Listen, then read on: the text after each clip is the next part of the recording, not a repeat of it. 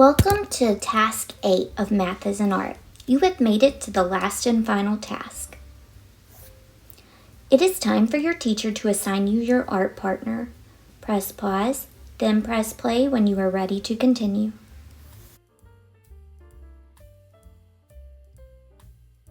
Before we start our number sense routine, let's review our hand signals.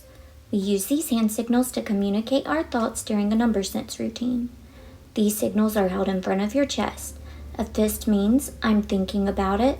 A thumbs up means I have an answer. And the last hand signal is how you show that you agree with something that someone else said.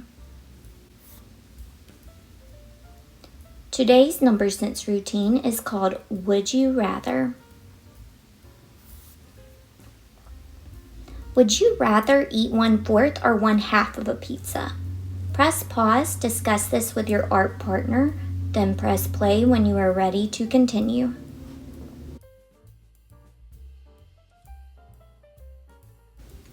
What if the pizza is an extra small pizza? Does this change your answer?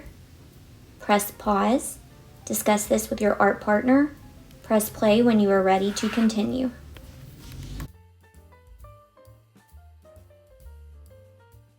At first, I thought I would only like to eat 1/4 of a pizza because I was thinking of a large pizza. I don't think I would be able to eat 1/2 of a large pizza. However, when I found out it meant an extra small pizza, I realized that 1/4 would not be enough. So now I've changed my answer to 1/2 because the size of the whole matters. Would you rather eat half of a candy bar or a whole candy bar? Press pause, discuss this with your art partner, then press play when you are ready to continue.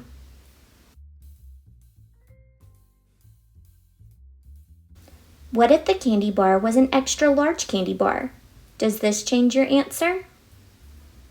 Press pause, discuss this with your art partner, press play when you are ready to continue.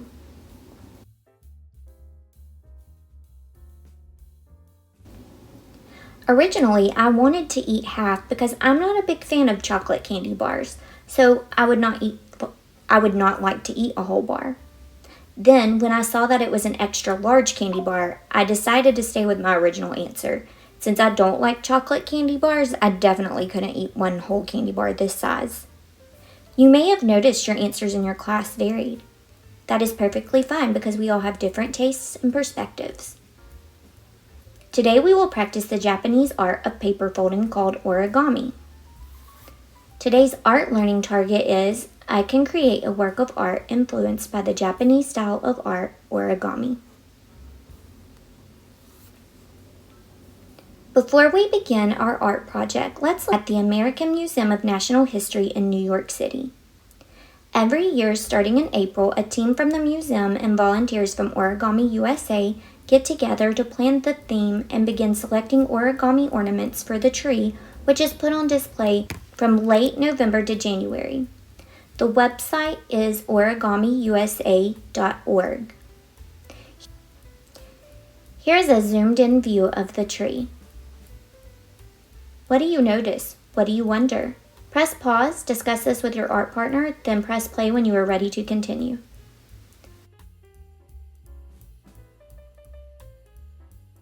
Did you notice the birds flying around the tree? Did you notice the elephant on top of the tree? The theme of this tree was the secret world of elephants. You may be wondering how many pieces of origami are on the tree. The answer is over 1,000. You may also be wondering who folded all that origami. The answer is people like you. Did you know that you can fold a model of origami and send it to Origami USA to be placed on the tree? Your teacher can share the website for the information with your family to be able to do that. Or you could create an origami tree for your school this Christmas with your own theme. For this activity, you will need 1 sheet of paper. If you already have square paper, then use that for this activity. If not, we're going to create a square. So the way we're going to create a square is you are going to fold it in half. We've done this earlier in the unit. You're going to fold it, bring the corner down, fold it into a triangle,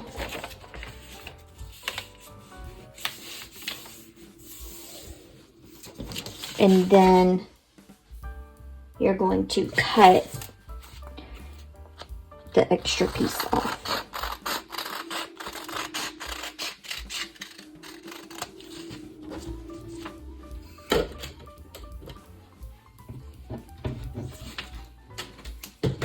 Okay, so we should have our square paper now.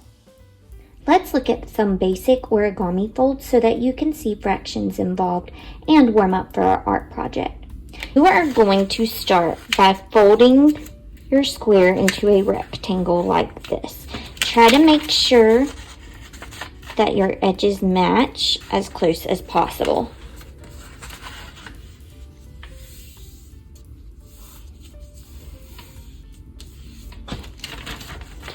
Okay, so now our square has been partitioned into halves, if we ignore this original one that we had to make if you did not have square paper. Okay, now that you've folded in half, you are going to fold in half again. How many parts is your square now partitioned into? If you said 4, you are correct. Now you're going to unfold your paper, and you are going to fold these pieces to the center. So you're going to fold this side to that center line that we created. And this side to the center line that we have created, so you have what looks like double doors. Okay, so once we've done that, our square is now partitioned into how many parts? We have 8. Okay, the next step in this is you are going to open the pocket that has formed here, like this, and you are going to slide your hand up into there. So you open the pocket, you're going to slide your hand, and you're going to start seeing a triangle shape take place. So you're going to do this, and we're going to do what's called a squash fold, and we are going to squash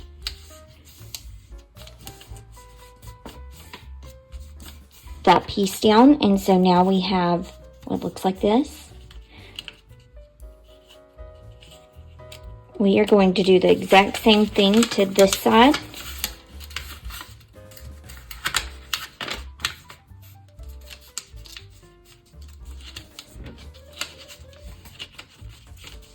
And so now we have an origami house. Okay, so we're going to jump to more advanced rather quickly. So we went from just making a 1-piece origami to we are now going to use 5 pieces of paper to create origami. So all 5 of those pieces will need to be squares. So if you do not have 5 sheets of square paper, go ahead and make the square paper as we did earlier. You will need 5 pieces. You will also need some tape or glue for today. So press pause, gather your materials, then press play when you are ready to continue. Now that you have 1 square of paper, what you're going to do, if you had to fold your paper to get a square, you're already 1 step ahead, because you need to be able to fold your paper into a triangle that looks like this. So if we turn it like this, you see a right triangle.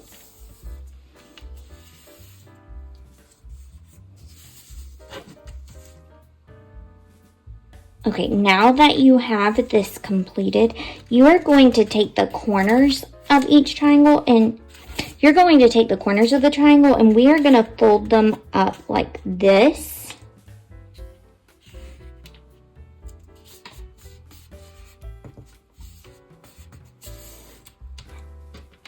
And a lot of symmetry is involved in origami.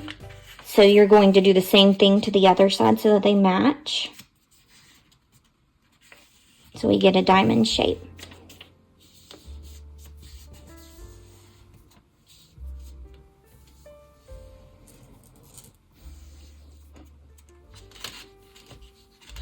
Okay, now that you've done that, we're going to do a squash fold like we did with the house. So you see where your triangle up here opens, you're going to take it and you're going to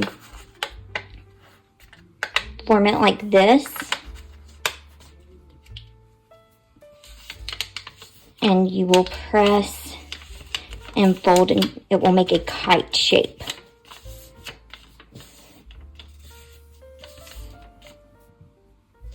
Okay, we're going to do the same thing to the other side.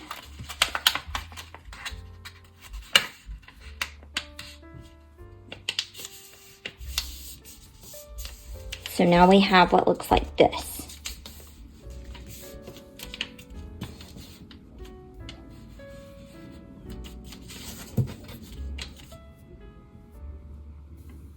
Okay, next, you see the edges of our kites? You see how it forms two separate triangles? We've got this triangle and that triangle. We're going to fold the top triangle that hangs off. We're going to fold it back like this.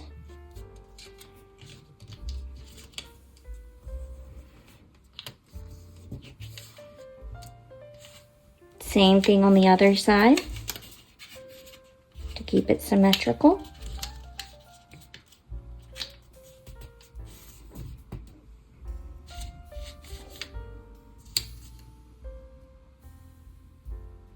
Okay, now that we've done that, our next goal is to take these triangles that are formed and we're going to fold them in half like this. So you're just simply taking it and halving the triangle.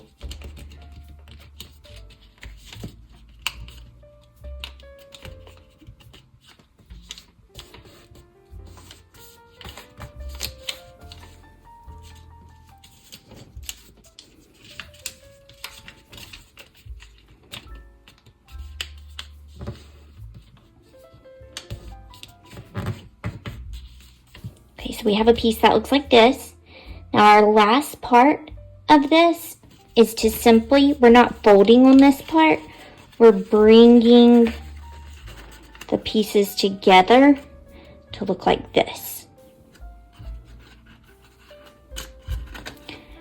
Okay, and we are going to, if you have glue, you're going to glue on this part so that it holds its shape. If you have tape, you will simply just tape those edges together.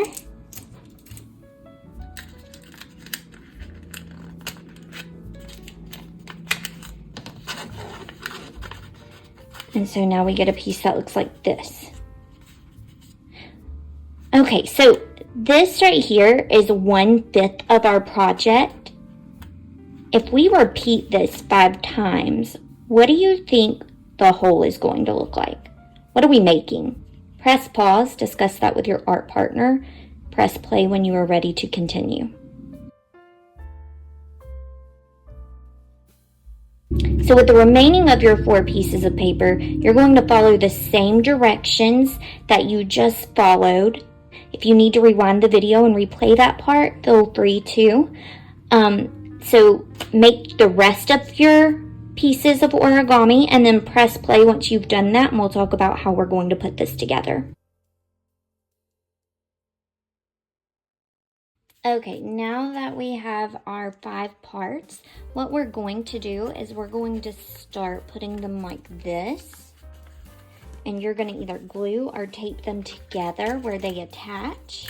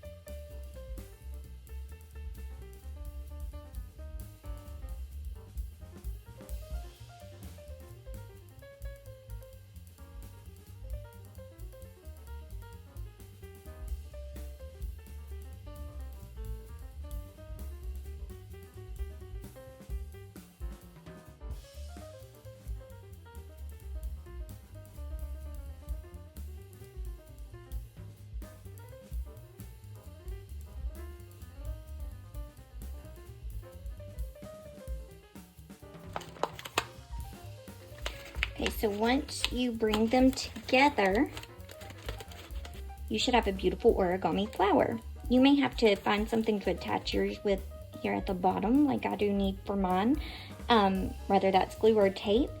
However, congratulations on making your piece. How many of you guessed that it was going to be a flower? Great job.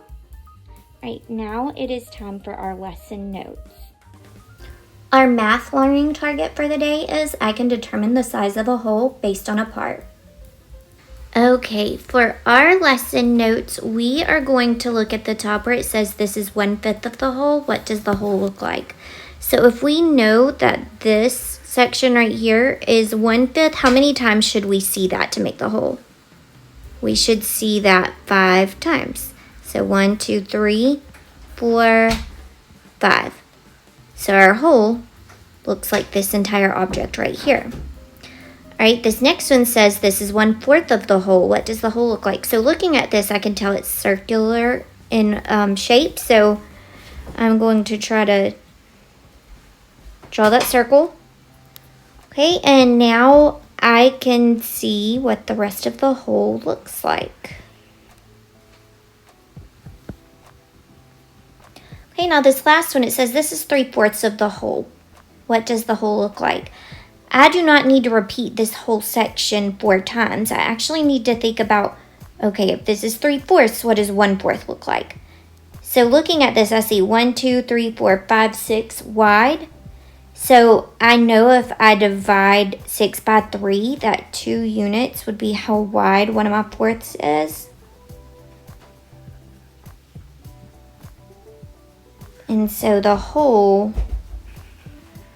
would look like this.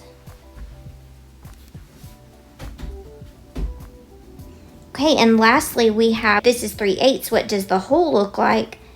And so I'm going to try to finish the circle.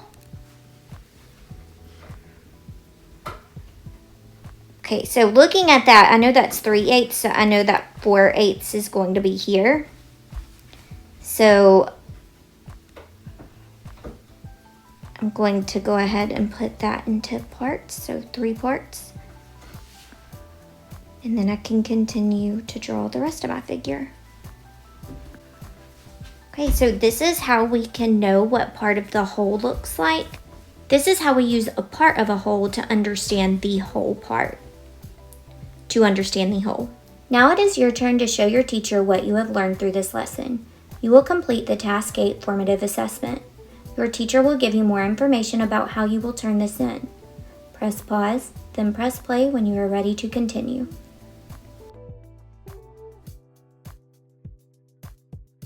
We have now reached the math workshop portion of our task. As before, our math workshop will have 4 stations. At the small group station, your teacher will work with you to continue the learning about parts of a fraction. At the independent task station, you will complete a task without the help of your teacher. You are welcome to work with your peers on this task. At the application task station, you will apply what you have learned to a new situation. Collaborating and working with your peers is encouraged at this station. At the math game station, you will play Fraction Mosaic Battle.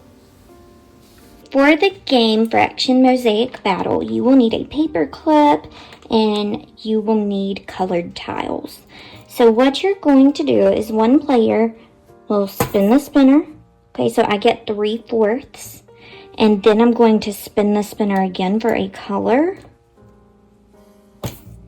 Okay, yellow. So I have to build a mosaic out of these tiles that is 3/4 yellow. My directions tell me that I have to have more than 5 tiles, but the winner is the person who makes the mosaic with the least number of tiles.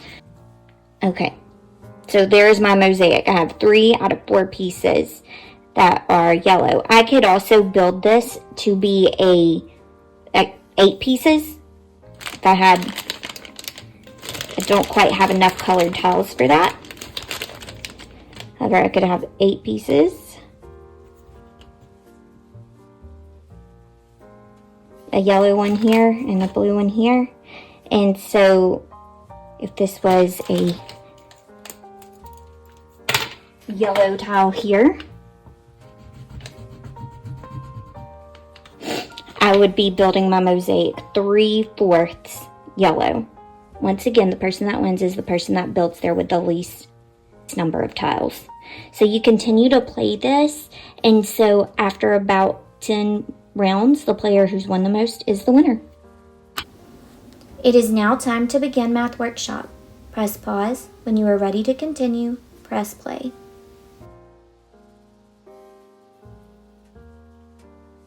Congratulations! You have now reached the end of Task 8. Today we discovered that we can determine what the whole looks like based on a part of the whole. Thank you for your hard work during this unit. The Office of Mathematics Improvement wants to showcase your favorite piece of art in a statewide virtual art gallery. Teachers, refer to the final project section of your teacher guide for more information. We can't wait to see what you have created. We hope you enjoyed Task 8 and the entire Math is an Art unit. Thank you from your friends at the Office of Mathematics Improvement.